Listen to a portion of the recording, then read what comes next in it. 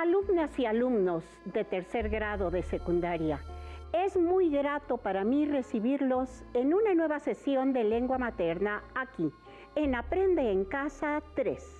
Soy la profesora Irma Uribe y los acompañaré en esta ocasión durante su proceso de aprendizaje. Recuerden que es muy importante mantenernos saludables y en forma.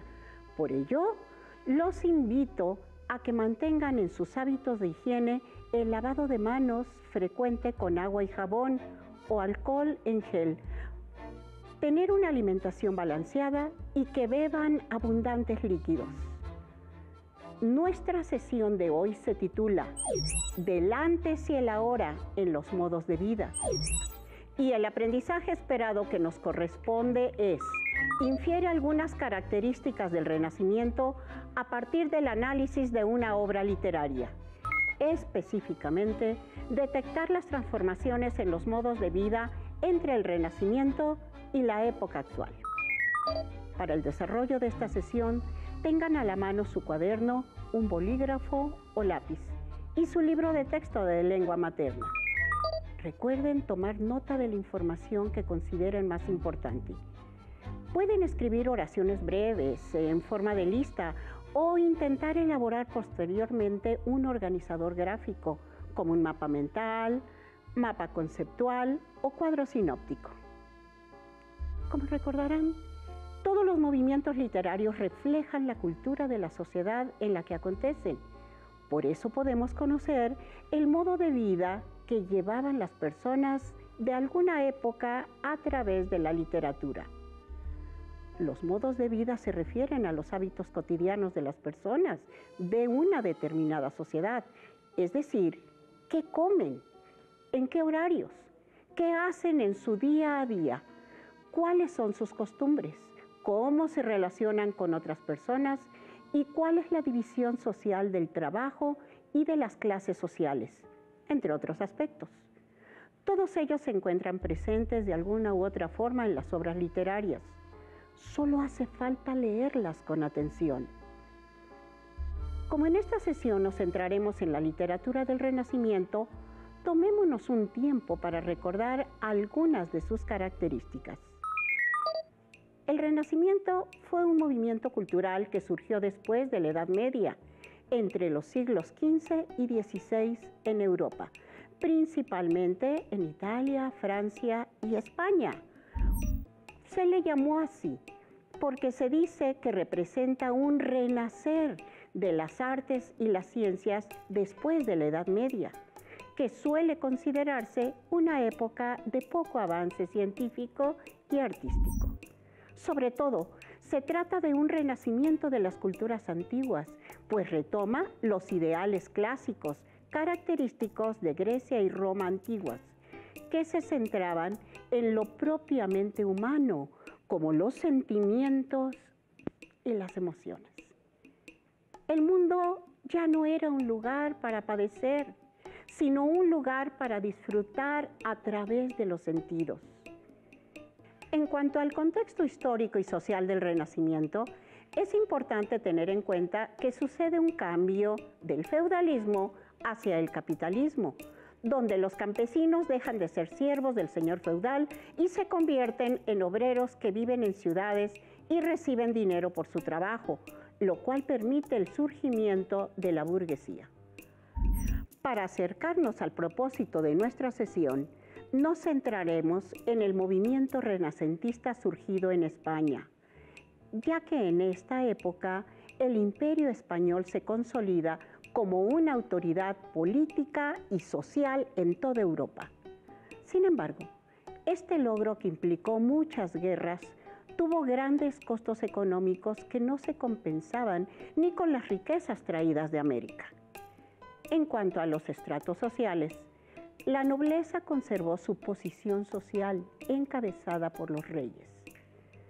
Dentro del estamento de la nobleza existían diversas dignidades. En la parte baja se ubicaban los hidalgos, nobles que no tenían un título hereditario, que no pagaban impuestos, pero tenían pocas propiedades. Con respecto a la religión, en la sociedad española del Renacimiento había una marcada discriminación hacia los nuevos cristianos, esto es, judíos o musulmanes, que decidieron permanecer en España después de un decreto de expulsión y que para poder hacerlo tuvieron que convertirse al cristianismo. En España no se toleraba la presencia de otra religión más que la católica. El rol de género durante el Renacimiento español establecía que la mujer era una posesión del varón o varones de su propia familia y que de ella dependía otorgar honor a su familia, específicamente a los hombres de la familia, por lo que debía ser vigilada en todo momento y, si se consideraba que cometía una falta, se justificaba la violencia en su contra. Ahora que ya tenemos un contexto general de cómo se vivía en España durante el Renacimiento y de lo que ocurría en el resto de Europa, centrémonos en uno de los escritores más representativos, Miguel de Cervantes Saavedra. Quizá el nombre le sea familiar. Cervantes nació en España en 1547. Su padre fue cirujano. A pesar de ello, no pudo inscribirse en ninguna universidad. Su obra más reconocida es El ingenioso hidalgo Don Quijote de la Mancha, novela que consta de 2 partes. La primera fue publicada en el año de 1605 y la segunda se publicó 10 años después. Cabe mencionar que esta obra no fue escrita para leerla de una sola vez, sino por capítulos o fragmentos. Sucede que en el Renacimiento la mayoría de la gente no sabía leer y los pocos que sí sabían lo hacían en voz alta y de manera compartida. En el Renacimiento, la lectura en voz alta de textos como El Quijote era la manera que tenían de entretenerse y pasar el rato, por lo que no era obligado leer la obra completa en una sola ocasión. Así que ya saben, ustedes también pueden realizar la lectura de esta o cualquier obra de su interés de esta manera, como cuando comen su postre favorito, a pedacitos, poco a poquito, disfrutando cada bocado, lentamente, para detectar todos sus sabores. ¿Qué les parece si ahora tratamos de retomar esta práctica renacentista de la lectura, precisamente leyendo unos fragmentos de El Quijote, o intentamos detectar las transformaciones en los modos de vida? Pues, manos a la obra. Para realizar nuestra lectura, vamos a darle la bienvenida a la maestra Elena Gabriela González Vázquez. ¿Cómo estás? Estoy muy feliz de acompañarla aquí en Aprende en Casa 3. Muchas gracias. Gracias por venir a compartir esta lectura. ¿Alguna vez has leído El ingenioso hidalgo Don Quijote de la Mancha de Miguel de Cervantes Saavedra? Lo he escuchado mencionar como El Quijote y he oído algunas cosas, pero sinceramente no lo he leído porque dicen que es una lectura muy complicada y que cuesta mucho trabajo entender. ¿Por qué piensas eso? Pues alguna vez en la escuela mi maestro nos llevó un fragmento para estudiarlo en clase, pero no le entendimos nada, porque aunque estaba en español, era un español muy antiguo y había muchas palabras que no logramos entender, a pesar de que el maestro nos explicó a qué se referían esas palabras. Es verdad, aunque Cervantes fue un escritor español, su obra ya tiene más de 400 años de haberse publicado. Y esto que comentas nos demuestra que la manera de hablar, de utilizar el lenguaje, también corresponde a los modos de vida de una época determinada.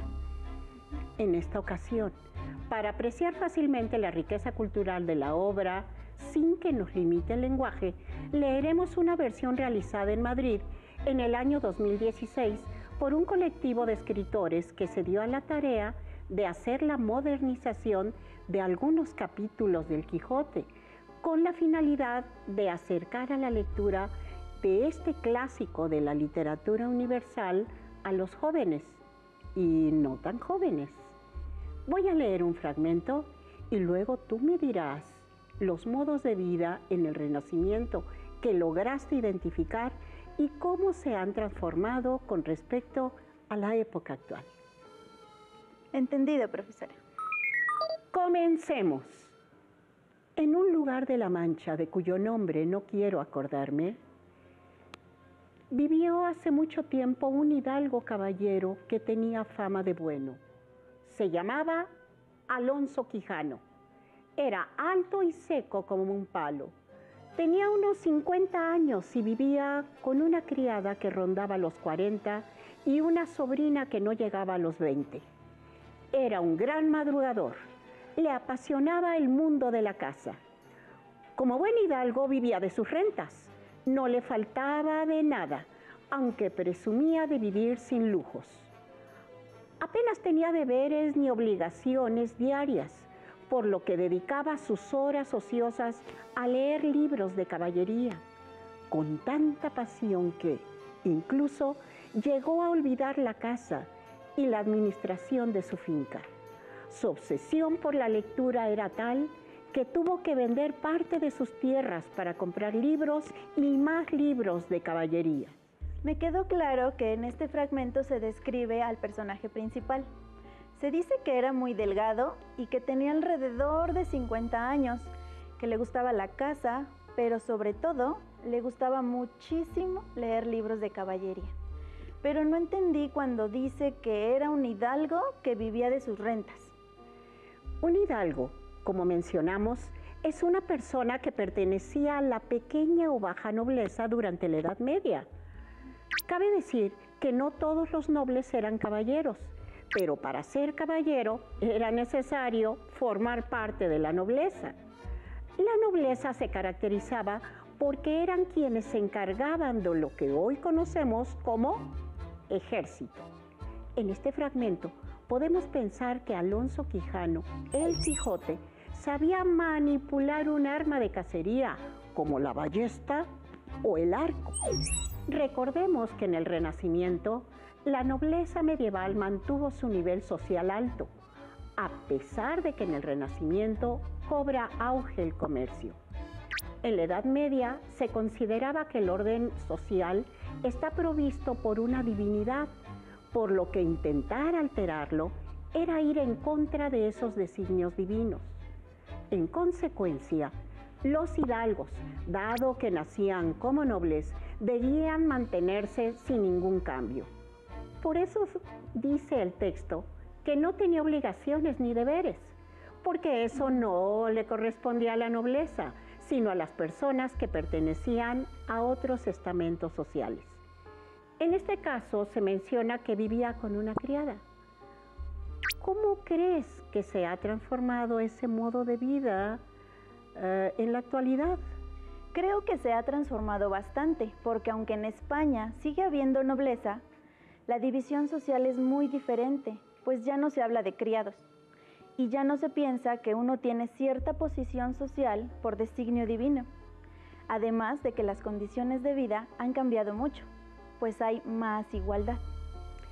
También la forma de hacer cacería ha cambiado.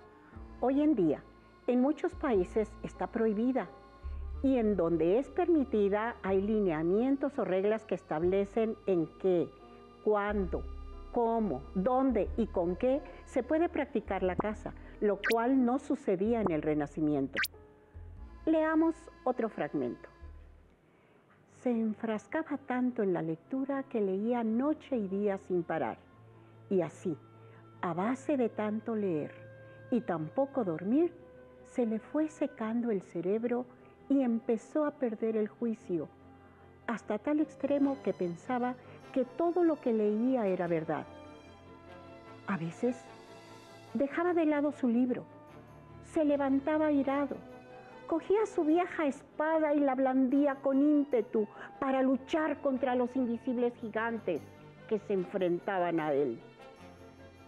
Convencido de la veracidad de dichas historias, creyó totalmente necesario hacerse caballero andante, cuanto antes, para ir por todo el mundo con sus armas y su caballo en busca de heroicas aventuras. Así que lo primero que hizo, se dispuso a hacer, fue limpiar la vieja armadura de sus bisabuelos. Después, pensó en el nombre que le pondría a su caballo y decidió que Rocinante sonaba bien. Era un buen nombre, alto, sonoro y significativo. Luego, pensó en su nombre de caballero. Le costó 8 largos días decidirse. Al final se dijo: me llamaré Don Quijote de la Mancha. Así daré a conocer por todo el mundo mi patria. En este fragmento es evidente que al menos algunas personas de la nobleza sabían leer, porque dice que Alonso leía mucho, tanto que perdió la cordura, o sea, se volvió loco. Muy bien, es una deducción válida, pues recordemos que en el Renacimiento, como en la Edad Media, muy poca gente sabía leer. Además, los libros seguían siendo objetos caros, incluso después de la invención de la imprenta. También pude entender que en el primer fragmento se dice que Alonso era un hidalgo y que en el segundo fragmento, que después de leer muchos libros de caballería y perder la cordura, quiso volverse caballero. ¿Esto era posible?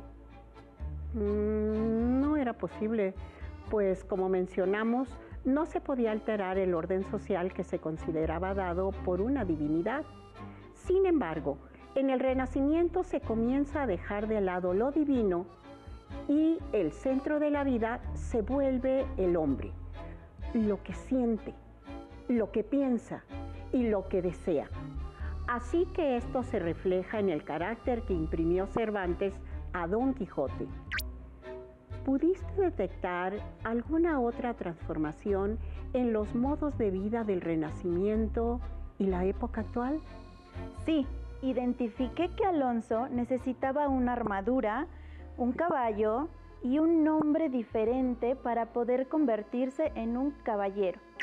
Creo que esto refleja el modo de vida del caballero medieval, ya que recuerdo haber escuchado a mi profesor decir que en otro capítulo, donde aparece Sancho Panza, su escudero, se menciona que él utiliza un asno para transportarse.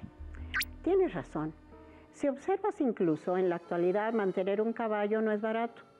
Por esa razón, Don Quijote tiene un caballo, aunque en el texto original se nos dice que era un rocín flaco, es decir, que nos habla de que este hidalgo de ficción no tenía dinero para darle de comer bien. Espero que los alumnos en casa también hayan logrado detectar estas transformaciones. Hasta el momento hemos identificado modos de vida de los varones, ya que hemos leído fragmentos del primer capítulo de la primera parte de El Quijote, en donde se caracteriza al personaje principal. Ahora leamos un fragmento que nos permitirá hablar sobre la vida de las mujeres en el Renacimiento.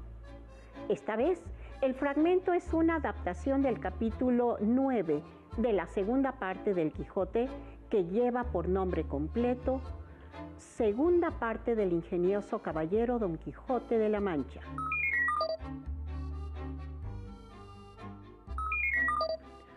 Reina y princesa de la hermosura, señora Dulcinea, comenzó dirigiéndose a una labradora, a la que él consideró algo más limpia que, viniendo de trabajar en el campo, se vuelve con manchas de tierra y olores a sudor.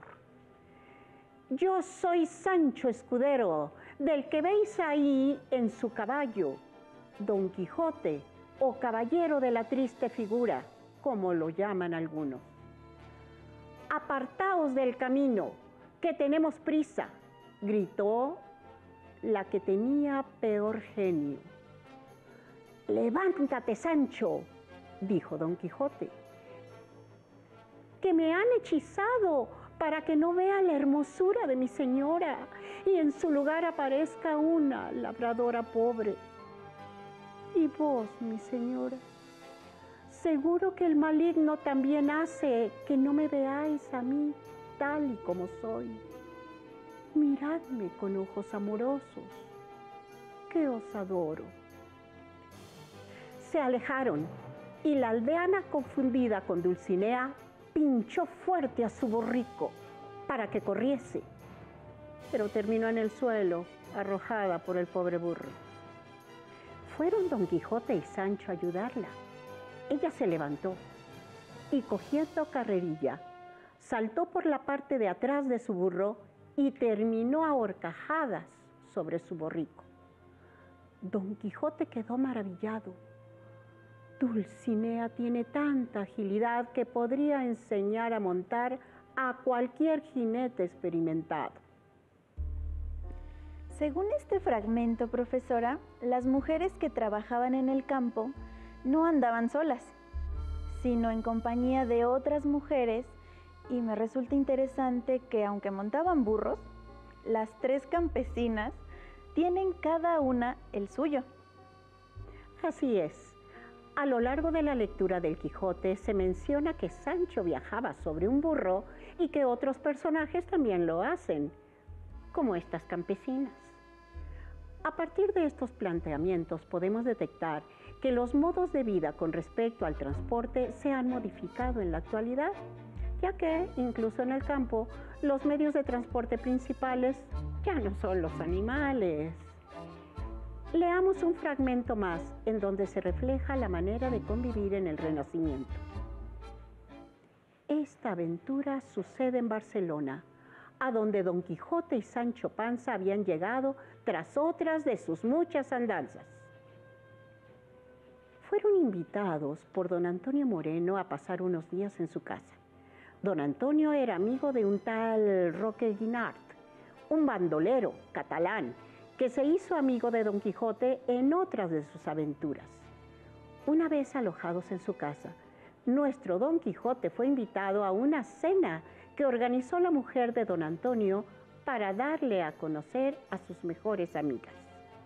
Esa noche, Don Quijote pasó una velada muy agradable en su compañía. Al finalizar la cena y una vez comenzado el baile, las amigas de la mujer de Antonio se dieron prisa en sacar a bailar a Don Quijote. «Mi caballero, ¿querríais bailar conmigo?», le pregunta una dama. «Oh, Don Quijote, reservadme el próximo baile», decía otra. «Y el siguiente para mí», se alzó otra voz femenina desde lejos. Total, tras un buen rato, el pobre Don Quijote no podía más. Le habían molido el cuerpo y el ánimo de tanto bailoteo. Se sentó, agotado, en medio de la sala. Mire, profesora, según ese fragmento, en el Renacimiento también había fiestas y bailes. Y según entendí, quien invitaba también daba alojamiento a los invitados principales o que venían de lejos. El baile durante el Renacimiento fue una actividad social muy importante, ya que se consideraba que una persona educada debía tener conocimientos básicos de danza. Incluso pagaban para ser instruidos por maestros de baile y existían manuales escritos por ellos. En la Edad Media, el baile no fue tan relevante, pero sí se llevaba a cabo. Cabe recordar que al inicio se caracterizó que Don Quijote tenía alrededor de 50 años, lo que justificaría en la ficción literaria que haya terminado tan exhausto. ¿Cómo consideras que se ha transformado este modo de vida en la actualidad? Considero que el baile ha mantenido su importancia social, ya que en la actualidad es una forma de convivir y conocer personas, pero también es una manifestación artística. Actualmente hay instructores o maestros de baile y existen manuales que sirven para desarrollar competencias de baile. Sin duda alguna, Como pudiste darte cuenta, y los alumnos en casa también, la lectura de obras literarias no solo nos permite conocer una historia ficticia, sino también nos permite conocer cómo se vivía en la época en la que fueron escritas. Para detectar estos modos de vida es necesario detenernos en la lectura y comparar lo que describe con nuestro modo de vida actual. Recuerden que si quieren seguir leyendo la obra, pueden leer versiones actualizadas o la versión original con anotaciones de cualquier editorial. Incluso pueden tener a la mano algún diccionario de la lengua española. Gracias por acompañarnos en esta lectura. Ha sido un placer. Recapitulemos un poco sobre la actividad que acabamos de concluir. Lo que hicimos fue leer fragmentos de una obra literaria perteneciente al Renacimiento y observemos las transformaciones en los modos de vida, es decir, los hábitos que tienen las personas, las actividades que desarrollan, cómo se relacionan entre sí y todo lo que tiene que ver con su vida diaria entre el Renacimiento y la época actual. En esta sesión abordamos una novela de tipo caballeresca, pero también existe la novela pastoril, bizantina y picaresca. En todas podemos detectar transformaciones en los modos de vida. Para finalizar la sesión, les propongo como reto buscar en su libro de texto fragmentos de novelas del Renacimiento y las lean detenidamente para conocer las transformaciones en los modos de vida. No olviden tener a la mano un diccionario que les ayude a comprender las palabras desconocidas para ustedes. Anoten en su cuaderno los modos de vida del Renacimiento que descubrieron en la lectura elegida y luego anoten cómo se ha transformado ese modo de vida en la época actual. Recuerden que el aprendizaje esperado de esta sesión fue: infiere algunas características del Renacimiento a partir del análisis de una obra literaria. Y el propósito: detectar transformaciones en los modos de vida entre el Renacimiento y la época actual. Si quieren aprender más sobre el tema, los invito a que consulten su libro de texto de lengua materna y que busquen el aprendizaje esperado de la sesión. Si quieren continuar con la lectura de El ingenioso hidalgo Don Quijote de la Mancha, pueden buscarla en internet en su versión original con comentarios de otros autores, donde explican las palabras en castellano antiguo, o elegir una versión actualizada, como la que leímos en esta sesión. Hemos llegado al final. Espero que la sesión les haya resultado interesante, pero sobre todo enriquecedora para su aprendizaje a distancia. Los invito a que continúen con la programación de Aprende en Casa 3. ¡Hasta la próxima!